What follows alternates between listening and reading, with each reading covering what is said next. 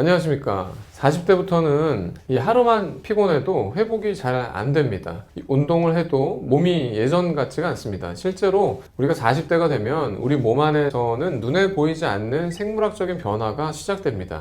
노화는 일정하게 천천히 진행되는 것이 아니라 40대 중반과 60대 초반에 급격히 가속화되는 시점이 있는 것으로 밝혀졌습니다. 인생에서 두 번의 급속한 노화의 시점이 있는데 그것이 바로 40대와 60대인 것이고, 이때 정말 우리가 관리를 잘 하는 것이 중요할 것 같습니다. 40대 중반이 되면 이 마치 스위치가 켜지듯이 노화와 관련된 신호들이 다발적으로 한꺼번에 활성화된다는 것을 확인을 하였습니다. 이것은 단순한 우리가 피곤한 거, 기분 탓이 아니라 우리 몸의 세포와 조직이 실제로 변하기 시작한다는 이 신호인 것이죠. 그렇다면 우리가 일상생활에서 할 수 있는 일은 무엇일까요? 40대와 60대. 이 급속한 노화의 시점에서 이것을 예방하기 위해서, 이것을 늦추기 위해서 할 수 있는 방법입니다. 먼저 운동인데요. 근력 운동과 유산소 운동을 함께 하면 이 줄기세포, 우리 몸에 있는 스템셀들이 활성화된다는 연구가 있습니다.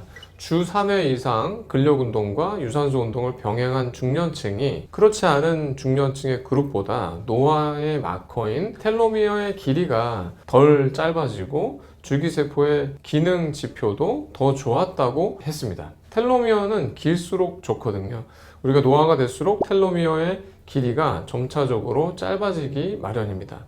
다음은 수면인데요. 하루에 약 7시간 반 정도 자는 것이 가장 이상적이라고 알려져 있습니다. 수면이 6시간 미만인 40대 이상 성인은 면역 노화의 지표가 더 악화되는 것으로 나타났습니다. 즉, 수면 부족은 노화를 가속화시킬 수가 있다는 것이죠. 수면의 양과 질이 세포 수준의 노화와 관련이 매우 깊다는 의미입니다. 그리고 이 식사와 체중 관리도 중요한데요. 칼로리 제한이 실제로 노화와 관련된 유전자 발현을 늦춘다는 논문들이 많이 있습니다. 결국 운동과 수면, 체중 관리, 이 세 가지를 통합적으로 관리하는 것이 이 노화 속도를 늦추는 가장 현실적인, 가장 손쉽게 할 수 있는 방법입니다.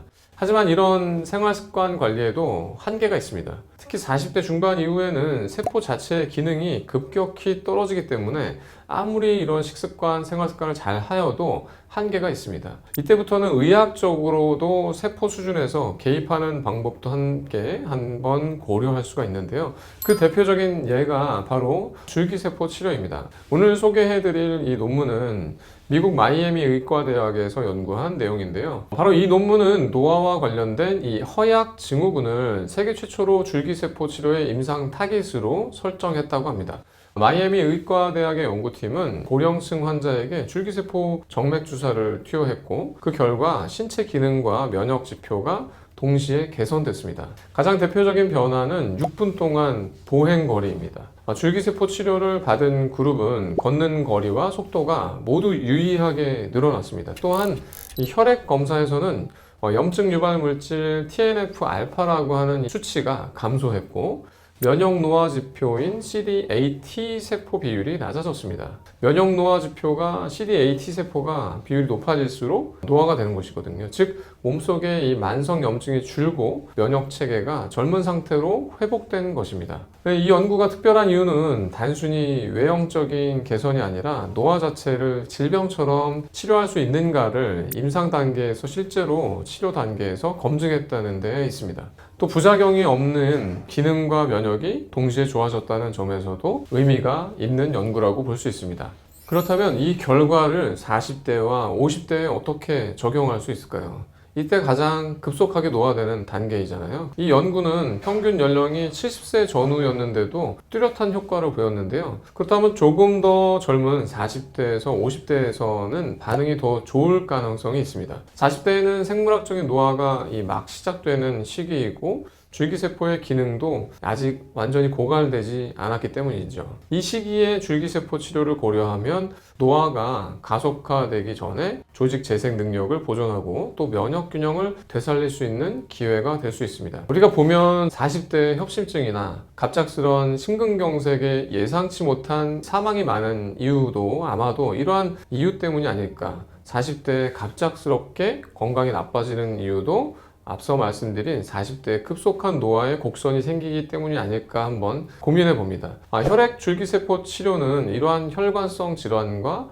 이 혈관의 노화로 인하여서 생기는 여러 문제점들을 세포 단계에서 개선시키고 혈류를 개선시키는 의미에서도 많은 도움이 될 수 있을 것이라고 생각됩니다. 또 60대 이후에는 이미 회복력과 면역 기능이 떨어지기 시작하기 때문에 줄기세포 치료는 노화의 진행을 늦추는 방어적인 전략으로도 의미가 있을 것 같습니다. 오늘 말씀드린 것처럼 40대부터 느껴지는 이 피로감이나 회복력의 저하는 단순한 여러분의 기분 때문이 아니라 세포와 조직이 실제로 의학적으로, 과학적으로 급속히 노화하고 변하기 시작되는 신호이고요. 생활 습관 개선으로 우리가 직접 할 수 있는 노력, 그리고 세포 수준에서 의학적으로 접근하는 방법, 이 두 가지를 함께 병행하는 것이 지금 시점에서는 가장 과학적이고 현실적인 선택일 것 같습니다.